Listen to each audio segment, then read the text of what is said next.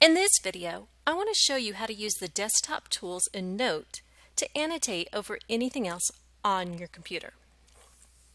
To begin with, I'm in Note, and I'm going to click the desktop icon, which looks like a monitor, on the main menu toolbar.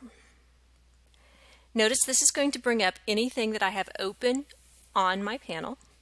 Here I have a map of London, and I want to mark over this to show the students where we're going to go on our field trip. So to do so, I'm going to click on the menu for Note.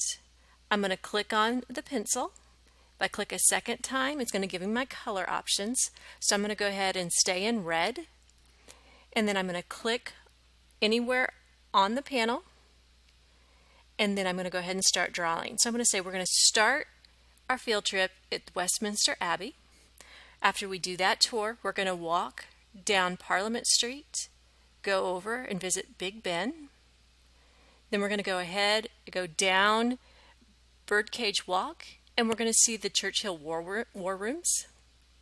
And then we're going to end our day by going down to the Buckingham Palace. We'll watch the guards, and then we'll get a tour of the palace.